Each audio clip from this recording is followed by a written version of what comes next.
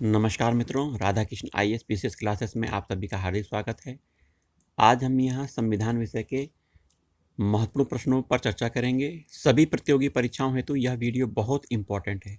पूरा वीडियो देखिएगा, आप लोगों के लिए बहुत लाभदायक सिद्ध होगा। चलिए पहले प्रश्न से शुरुआत करते हैं। पहला प्रश्न कथन और कारण पर है। संघ की कार्यपालिका का मुखिया भारत का राष्ट्रपति होता है। कथन बिल्कुल सही है, क्योंकि संघ की कार्यपालिका शक्ति का जो मुखिया होता है वह राष्ट्रपति होता है, जिसका प्रयोग प्रधानमंत्री करता है। संघ की कार्यपालिका शक्ति का प्रयोग प्रधानमंत्री करता है, परंतु मुखिया राष्ट्रपति होता है। कारण क्या है? राष्ट्रपति की शक्ति की कोई सीमा नहीं है। कारण गलत है, क्योंकि राष्ट्रपति की शक्तियाँ कुछ प्रतिबंधित की गई हैं। तो कथन सही है, कारण गलत है। अगला प्रश्न, भारत में राष्ट्रपति का निर्वाचन होता है। प्रत्यक्ष निर्वाचन प्रधानमंत्री लोकसभा का जो चुनाव होता है वह प्रत्यक्ष होता है, अर्थात जनता द्वारा चुने गए प्रतिनिधियों के माध्यम से संसद के सदस्यों का चुनाव होता है, जिसमें प्रधानमंत्री चुना जाता है संसद के सदस्यों के द्वारा। वहीं राष्ट्रपति जी का चुनाव अप्रत्यक्ष होता है। एकल संक्रमण हस्तांतरित मत पद्धति के द्वारा राष्ट्रपति जी का चुनाव होता है। कथन और कारण फिर से है। भारत का राष्ट्रपति अप्रत्यक्ष निर्वाचन से चुना जाता है। कथन सही है। एक निर्वाचक मंडल की व्यवस्था है जो संसद के दोनों सदनों और राज्य के विधानसभाओं के निर्वाचित सदस्यों द्वारा मिलकर बनती है। बिल्कुल सही। कथन कारण दोनों सही हैं और इसकी व्याख्या भी हो रही है। चलिए अगले प्रश्न पे आते हैं। भारत में राष्ट्रपति का चुनाव एकल हस्तांतरित मत पद्धति के द्वारा होता है। ये मैंने अभी बता दिया था। राष्ट्रपति के निर्वाचन मंडल के सदस्य होते हैं। कौन कौन से सदस्य होते हैं? संसद के दोनों सदस्यों के निर्वाचित सदस्य की बात की गई है। यहाँ ध्यान दीजिएगा, जो मनोनीत सदस्य होते हैं वो नहीं होते हैं। सभी राज्यों के विधानसभाओं के निर्वाचित सदस्य, दिल्ली और पुडुचेरी विधानसभाओं के निर्वाचित सदस्य। चलिए अगला प्रश्न है। राष्ट्रपति के चुनाव प्रकरण के लिए सही नहीं है। क्या सही नहीं है? निर्वाचक मंडल के अपूर्ण होने के कारण आधार पर राष्ट्रपति का चुनाव स्थगित किया जा सकता है, तो यह सही नहीं है। चलिए अगले प्रश्न पे आते हैं। भारत के राष्ट्रपति के उम्मीदवार के प्रस्ताव का अनुसमर्थन किया जाना चाहिए। कम से कम 50 निर्वाचकों के द्वारा अनुसमर्थन होना चाहिए प्रस्ताव का। अगला प्रश्न है। राष्ट्रपति के निर्वाचन में राज्य का मुख्यमंत्री मतदान करने के लिए पात्र नहीं होता यदि वह राज्य विधानमंडल में उच्च सदन अर्थात विधान परिषद का सदस्य हो। केवल विधानसभा के सदस्य इसमें भाग लेते हैं राष्ट्रपति के चुनाव में। तो अगले प्रश्न पे आ जाते हैं। अगला प्रश्न बहुत इंपॉर्टेंट है। राष्ट्रपति के उम्मीदवार के लिए आवश्यक है। क्या योग्यता होनी चाहिए? राष्ट्रपति उम्मीदवार के लिए 35 वर्ष की आयु हो, संसद में चुने जाने की योग्यता हो और भारत का नागरिक हो। चलिए अगले प्रश्न पे आते हैं। एक सांसद अथवा विधानसभा का सदस्य राष्ट्रपति निर्वाचित हो सकता है, परंतु निर्वाचित होने से के तुरंत उपरांत अपनी सदस्यता छोड़नी होती है। जाहिर सी बात है। अगला प्रश्न है। राष्ट्रपति पद के लिए पुनः निर्वाचन की योग्यता निर्धारित करता है अनुच्छेद 57। भारत के संविधान का अनुच्छेद 57 पुनः निर्वाचन की योग्यताएं निर्धारित करता है। अगला प्रश्न है। अगर भारत के राष्ट्रपति के चुनाव में कोई विवाद उत्पन्न हो जाता है तो उस विवाद को कहाँ सौंपा जाता है? तो सुप्रीम कोर्ट में सौंपा जाता है, न कि उच्च न्यायालय में। ध्यान रखिएगा। अगला प्रश्न है। राष्ट्रपति 5 वर्ष तक अपने पद पर रहता है अपने पद ग्रहण करने के दिन से। अगला प्रश्न है। भारत का राष्ट्रपति अपना त्यागपत्र किसे सौंपता है? उपराष्ट्रपति को सौंपता है। अगला प्रश्न है। भारत के राष्ट्रपति को उससे पद से हटाया जा सकता है? संसद के द्वारा हटाया जाता है। चलिए अगला प्रश्न है। भारत पर राष्ट्रपति पर महाभियोग चलाया जाता है अनुच्छेद 61 के तहत। 61 के तहत अनुच्छेद महाभियोग प्रक्रिया का वर्णन किया गया है। राष्ट्रपति पर महाभियोग का आरोप लगाया जा सकता है। संसद के किसी भी सदन में महाभियोग का आरोप लगाया जा सकता है। अगला प्रश्न है। भारत के राष्ट्रपति पर महाभियोग चलाने के लिए कितने दिन पूर्व सूचना देनी चाहिए? कम से कम 14 दिन पूर्व सूचना दे देनी चाहिए। अगला प्रश्न है। भारत के राष्ट्रपति के निर्वाचक गण का तो भाग है, परंतु उसके महाभियोग अधिकरण का भाग नहीं है। राज्य की विधानसभाएं निर्वाचन तो करती हैं, परंतु महाभियोग में भाग नहीं लेती हैं। जो भारत के राष्ट्रपति की महाभियोग की प्रक्रिया है वह क्या है? अर्ध न्यायिक प्रक्रिया है। चलिए अगले प्रश्न पे आते हैं। जब राष्ट्रपति की मृत्यु, त्यागपत्र, पदच्युत या अन्य कारणों से अपने कर्तव्य का निर्वहन नहीं कर पाता तो उपराष्ट्रपति राष्ट्रपति के रूप में कार्य करता है। 6 महीने तक कार्य करता है। यदि भारत के राष्ट्रपति का पद रिक्त हो जाए और कोई उपराष्ट्रपति ना हो तो कार्यवाहक राष्ट्रपति कौन होगा? इंपॉर्टेंट है। सर्वोच्च न्यायालय का मुख्य न्यायाधीश राष्ट्रपति बनेगा। भारत की कार्यपालिका अध्यक्ष एग्जीक्यूटिव हेड कौन है? राष्ट्रपति है। संघ की कार्यपालिका शक्ति राष्ट्रपति में निहित है। अनुच्छेद 53 के अंतर्गत, अनुच्छेद 53 कहता है कि संघ की कार्यपालिका शक्ति राष्ट्रपति में निहित है।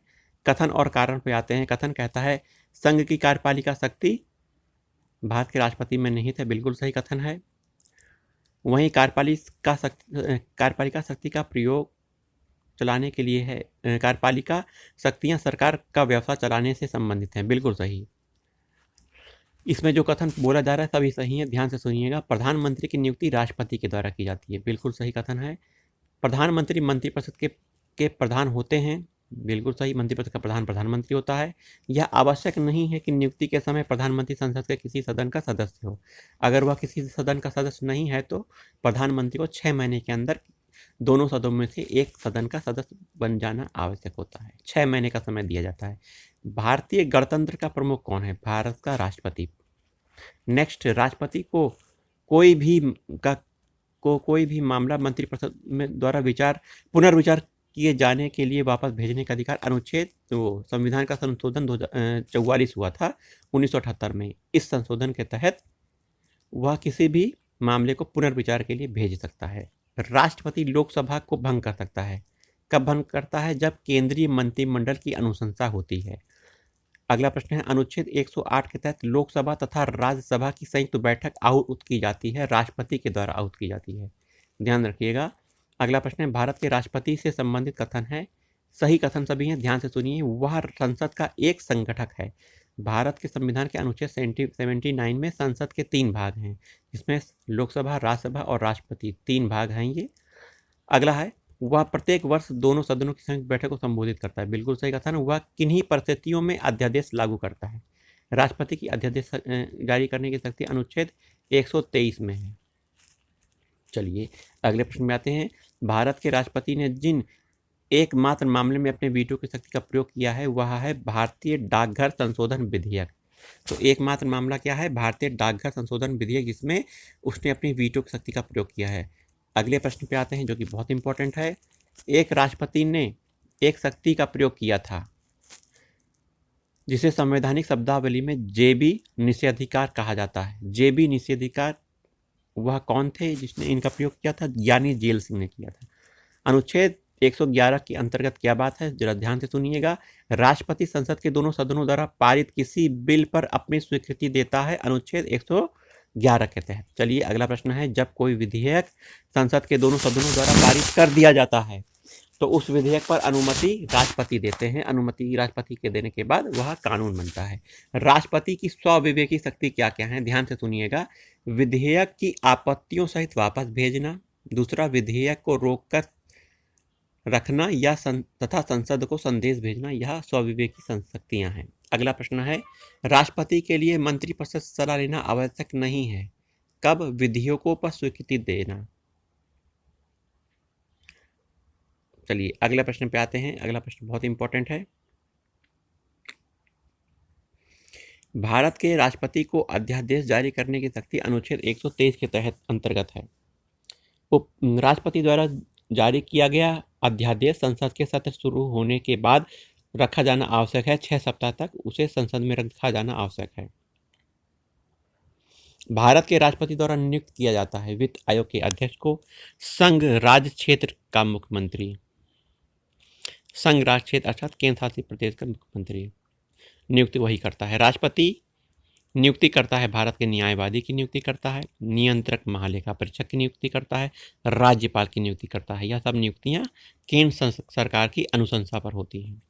चलिए अगले प्रश्न पे आते हैं। राष्ट्रपति नियुक्ति करता है प्रधानमंत्री की, जो कि बहुमत दल का नेता होता है, राज्यपाल की, मुख्य निर्वाचन आयुक्त की। चलिए अगले प्रश्न पे आते हैं।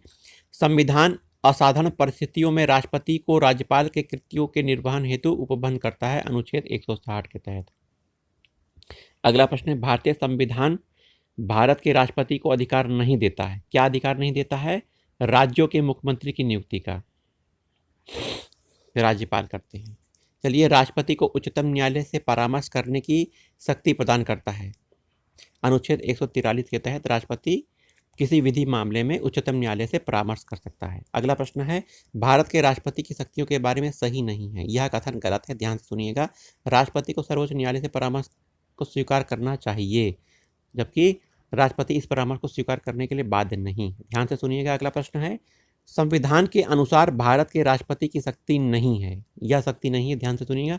संसद के दोनों सदनों को संदेश भेजना, दोनों सदनों को नहीं भेजता है। चलिए अगले प्रश्न पे आते हैं। भारत के राष्ट्रपति को यह अधिकार नहीं प्राप्त है कि वह सर्वोच्च न्यायालय के न्यायाधीश को हटाए।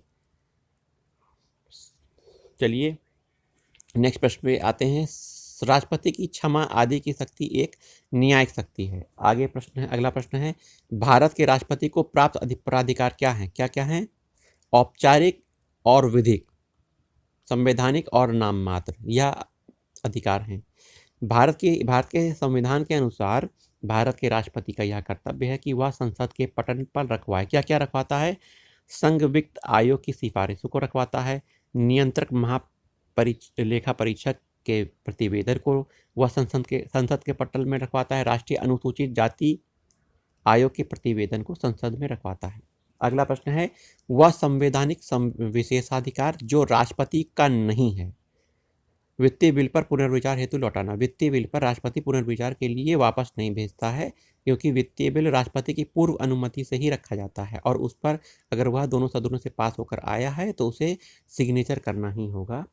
अगला प्रश्न है, संसद के लिए राष्ट्रपति का अभिभाषण तैयार करता है केंद्रीय मंत्रिमंडल। यह पीसीएस में पूछा गया क्वेश्चन है।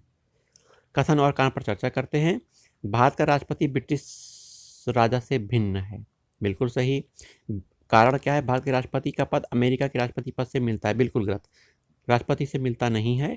अमेरिका के राष्ट्रपति के पास सभी शक्तियां हैं और वह उसका प्रयोग भी करता है, जबकि राष्ट्रपति उसका प्रयोग न करके प्रधानमंत्री के द्वारा प्रयोग की जाती हैं राष्ट्रपति की शक्तियां, जो कि भारत में के बारे में है। चलिए कथन फिर से हैं और कारण है। राष्ट्रपति संसद का भाग है, बिल्कुल सही। 79 में राष्ट्रपति को संसद का भाग निर्धारित किया गया है। वहीं कारण है, संसद के दोनों सदनों द्वारा पारित विधेयक बिना राष्ट्रपति की स्वीकृति के बिना कानून नहीं बना सकते। तो बिल्कुल सही, कानून नहीं बना सकते। कथन कारण सही है। अगला कथन फिर से कथन कारण पर क्वेश्चन है, ध्यान से सुनिएगा। रक्षा बलों का सर्वोच्च कमांडर राष्ट्रपति में निहित है, बिल्कुल सही। अगला कारण है, राष्ट्रपति सेनापति की हैसियत से प्रधान सेनापति की हैसियत से राष्ट्रपति की शक्तियां विधायी नियंत्रण से स्वतंत्र हैं, यह गलत है। चलिए अगले प्रश्न पे आते हैं। स्वतंत्र भारत के प्रथम राष्ट्रपति थे, किस राज्य से थे? बिहार राज्य से थे। भारत के चौथे राष्ट्रपति वीवी गिरि थे। अगला प्रश्न है, 2 अवधि के लिए भारत के राष्ट्रपति कौन थे? डॉक्टर राजेंद्र प्रसाद थे। भारत के राष्ट्रपति के सर्वसम्मति से चुने जाने का अभी तक एकमात्र उदाहरण नीलम संजीव रेड्डी है। चलिए राष्ट्रपति उनकी अवधि दी गई है। फखरुद्दीन अली अहमद 1974 से 1977 तक यह राष्ट्रपति रहे थे। नीलम संजीवा रेड्डी 1977 से 1982 तक ये रहे थे। डॉक्टर जाकिर हुसैन 1967 से 1969 तक। वीवी गिरि 1969 से 1974 तक रहे थे। अगला प्रश्न है, राष्ट्रपति होने से पूर्व भारत के उपराष्ट्रपति पद पर आसीन नहीं थे। नीलम संजीव रेड्डी आसीन नहीं थे। इंपॉर्टेंट प्रश्न है, ध्यान से सुनिएगा। भारत के राष्ट्रपतियों में दार्शनिक राजा अथवा दार्शनिक शासक के रूप में किसे जाना जाता है? डॉक्टर राधा कृष्णन को जाना जाता है दार्शनिक राजा और दार्शनिक शासक के रूप में। वहीं अगला इंपॉर्टेंट प्रश्न है, भारत के राष्ट्रपतियों में से ट्रेड यूनियन आंदोलन से संबंध रहा था। यह क्वेश्चन बहुत इंपॉर्टेंट है, पीसीएस में कई बार पूछा गया है। वीवी गिरि ट्रेड यूनियन आंदोलन से संबंधित रहे हैं, जो कि राष्ट्रपति भी रहे हैं। भारत के राष्ट्रपति में मिसाइल मैन के रूप में अब्दुल कलाम जी का नाम आता है, यह भी इंपॉर्टेंट प्रश्न है। भारत के मुख्य न्यायाधीशों में से एक ने राष्ट्रपति के रूप में कार्य किया है। जस्टिस एम हिदायतुल्लाह ने राष्ट्रपति के रूप में से कार्य किया है।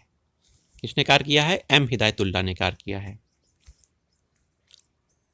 ये देखिए, ये कुछ कथन है जो कि पूरे सही हैं, ध्यान से सुनिएगा। राष्ट्रपति पद के लिए प्रत्याशी को कम से कम 35 वर्ष की आयु होनी चाहिए। उपराष्ट्रपति राज्यसभा का सभापति बनता है। अगला स्टेटमेंट है, भारत के प्रथम राष्ट्रपति डॉक्टर राजेंद्र प्रसाद थे। कथन है और कारण है, ध्यान से सुनिएगा। अपने कार्यकाल के दौरान भारत के राष्ट्रपति के विरुद्ध किसी भी न्यायालय में मुकदमा नहीं चलाया जा सकता। बिल्कुल सही है, किसी भी न्यायालय में राष्ट्रपति के खिलाफ मुकदमा नहीं चलाया जा सकता। कारण क्या है? राष्ट्रपति का पद संविधान के ऊपर है, बिल्कुल गलत। संविधान में निहित पद है, संविधान से ऊपर नहीं है। तो कथन सही है, कारण गलत है। चलिए, श्रीमती प्रतिभा देवी सिंह पाटिल गणतंत्र भारत के रूप में राष्ट्रपति के रूप में का क्रम इनका क्या है? 12वां क्रम है। एक विधेयक जो संसद में प्रस्तुत किया जाता है बाद में अधिनियम बन जाता है जब राष्ट्रपति अपनी सहमति देता है। चलिए आगे देखते हैं। चुनाव आयोग चैप्टर है, बहुत इंपॉर्टेंट है, ध्यान से पढ़िएगा। यहाँ कुछ कथन दिए गए हैं पहले प्रश्न पे। मुख्य चुनाव आयुक्त के संबंध में सही कथन है। सभी कथन सही है, ध्यान से सुनिए। मुख्य चुनाव आयुक्त वही वेतनमान पाने का हकदार है जितना उच्चतम न्यायालय के न्यायाधीश को दिया जाता है। अगला स्टेटमेंट भी सही है, ध्यान से सुनिए। मुख्य चुनाव आयुक्त को उच्चतम न्यायालय के किसी न्यायाधीश को हटाने के तरीके और कारणों के अतिरिक्त किसी अन्य तरीके और कारणों से उनके पद से नहीं हटाया जा सकता। दोनों कथन सही हैं, ध्यान रखिएगा। अगला प्रश्न है, भारत के मुख्य निर्वाचन आयुक्त का पद समकक्ष होता है सर्वोच्च न्यायालय के न्यायाधीश के समान। वहीं अगला प्रश्न है, भारत के मुख्य निर्वाचन आयुक्त की अवधि कितनी है? 6 वर्ष या 65 वर्ष की आयु, जो भी पहले हो। तो 6 वर्ष तक अपने पद पर बना रहता है मुख्य निर्वाचन आयुक्त। अगला प्रश्न है, मुख्य निर्वाचन आयुक्त को पद से कैसे हटाया जा सकता है? संसद के दोनों सदनों के सदस्यों के 2/3 बहुमत से प्रमाणित कदाचार के आधार पर। अगला प्रश्न है, निर्वाचन आयुक्त हटाया जा सकता है मुख्य निर्वाचन आयुक्त के परामर्श पर राष्ट्रपति के द्वारा। अन्य निर्वाचन आयुक्त की बात की गई है। मुख्य निर्वाचन आयुक्त परामर्श देगा राष्ट्रपति को और राष्ट्रपति उसे हटाएगा। चलिए अगला प्रश्न है, भारत के मुख्य निर्वाचन आयुक्त को नियुक्त कौन करता है? राष्ट्रपति करता है, और अन्य सदस्यों को वो भी राष्ट्रपति करता है। भारत का संविधान निर्वाचन आयोग का प्रावधान 324 में करता है। चलिए, भारत के निर्वाचन आयोग के कार्य हैं, इसको ध्यान से सुनिएगा, सभी कार्य बहुत इंपॉर्टेंट हैं। राज्य तथा विधानमंडल के सभी चुनाव को करवाना। दूसरा, राष्ट्रपति उपराष्ट्रपति पदों के लिए चुनाव करवाना। तीसरा, निर्वाचन सूचियां तैयार करने के कार्य का निरीक्षण करना, निर्देशन करना, नियंत्रण करना। तीसरा, राष्ट्रपति का चुनाव संचालित किया जाता है भारतीय के निर्वाचन आयोग के द्वारा। राष्ट्रपति का चुनाव का संचालन किया जाता है। चलिए अगले प्रश्न पर देखते हैं। अगला प्रश्न है, 2 कथन दिए गए हैं। भारत में विविध निर्वाचनों के लिए निर्वाचन प्रणालियां स्वीकृत की गई हैं। पहला, वयस्क मताधिकार के आधार पर प्रत्यक्ष निर्वाचन प्रणाली। दूसरा, एकल संक्रमणीय मत के द्वारा आनुपातिक प्रतिनिधित्व की प्रणाली। दूसरा अगला प्रश्न है, भारत में निर्वाचन प्रक्रम के आरंभ के विषय में सही है। दोनों कथन सही हैं, ये कथन सही है, ध्यान से सुनिएगा। निर्वाचन आयोग द्वारा निर्वाचन की सिफारिश और राष्ट्रपति अथवा राज्य के राज्यपाल द्वारा निर्वाचन की अधिसूचना जारी करना। चलिए अगले प्रश्न पर आते हैं। संसद के सदस्य की निर्भरताओं से संबंधित प्रश्न का विनिश्चय करने के समय राष्ट्रपति किससे राय प्राप्त करता है?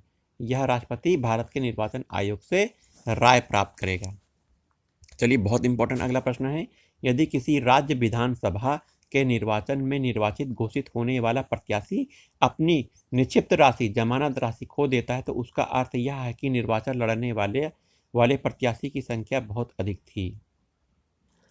अगला प्रश्न है, न्यायालय द्वारा अपराधी घोषित किए गए व्यक्ति को चुनाव लड़ने के लिए आयोग करार देने का निर्णय संसद द्वारा किया जाता है। अगला प्रश्न है, भारत में मताधिकार और निर्वाचित होने का अधिकार एक विधिक अधिकार है। चलिए, 9 युवकों द्वारा 18 वर्ष की आयु पर मतदान का पहली बार प्रयोग किया गया इस आम चुनाव में 1989 के चुनाव में 1989 के चुनाव में ऐसा किया गया। चलिए अगला प्रश्न है, केंद्र तथा राज्य की व्यवस्थापिकाओं के लिए मतदान की न्यूनतम उम्र की सीमा 21 वर्ष से घटाकर 28 वर्ष कब की गई थी? इंपॉर्टेंट है, 61वां संविधान संशोधन हुआ था 1989 में, 61वां संविधान संशोधन। चलिए अगला है, निर्गम मत सर्वेक्षण के विषय में कथन सही है। निर्गम मत सर्वेक्षण अभिव्यक्ति का प्रयोग मतदाताओं के उन निर्वाचनेतर सर्वेक्षण को व्यक्त करता है जिससे यह पता चले कि मतदाताओं ने अपने मताधिकार का प्रयोग किस प्रत्याशी के पक्ष में किया गया था। जनप्रतिनिधि अधिनियम 1996 द्वारा निर्वाचित विधि में हाल ही में संशोधन के विषय में सही है। चलिए इस प्रश्न को हटा देते हैं। दिनेश गोस्वामी समिति ने सिफारिश की थी लोकसभा चुनाव के सरकारी निधियन की। अगला क्वेश्चन, दिनेश गोस्वामी का संबंध चुनाव सुधारों से संबंधित है। उस देश में आनुपातिक प्रतिनिधित्व आवश्यक नहीं है जहां द्विदलीय प्रणाली विकसित हुई है। कथन है, संसद तथा राज्य विधानमंडल के स्वतंत्र तथा निष्पक्ष चुनाव में की शक्तियां एक स्वतंत्र इकाई अर्थात निर्वाचन आयोग को दी गई हैं। बिल्कुल कथन सही है। निर्वाचन आयुक्त को पद से हटाने का अधिकार कार्यपालिका के पास है। कार्यपालिका के पास है, बिल्कुल सही, लेकिन कारण स्पष्ट नहीं करता कथन का। बी आंसर इसका सही होगा। निर्वाचन आयोग को 3 सदस्यीय आयोग बनाया गया था 1989 से। अगला प्रश्न है, इसका चुनाव भारतीय निर्वाचन आयोग द्वारा संपादित नहीं किया जाता। तो स्थानीय चुनाव होते हैं, पंचायतों के चुनाव, वह निर्वाचन आयोग नहीं करता, राज्य निर्वाचन आयोग करता है इसको। परिसीमन आयोग के संदर्भ में सही कथन है। सभी कथन सही हैं, ध्यान से सुनिएगा। परिसीमन आयोग के आदेशों को किसी न्यायालय में चुनौती नहीं दी जाती। परिसीमन आयोग के आदेश तब जब लोकसभा और राज्य विधानसभा के सम्मुख जाते हैं तो इन आदेशों में कोई संशोधन नहीं कर सकता। चलिए, राष्ट्रीय मतदाता दिवस 25 जनवरी को मनाया जाता है। कब मनाया जाता है? 25 जनवरी को। अगला प्रश्न है, कथन और कारण पर है। आनुपातिक प्रतिनिधित्व की प्रणाली अल्पसंख्यकों के प्रतिनिधित्व की समस्या का कुछ हद तक समाधान कर सकती है। कारण क्या है? आनुपातिक प्रतिनिधित्व प्रणाली निर्जातीयता, लिंग, हितों, विचारधाराओं पर आधारित सभी प्रकार के समूह के यथोचित प्रतिनिधित्व को सुलभ बनाती है। तो कथन कारण सही है और इसकी व्याख्या भी करता है।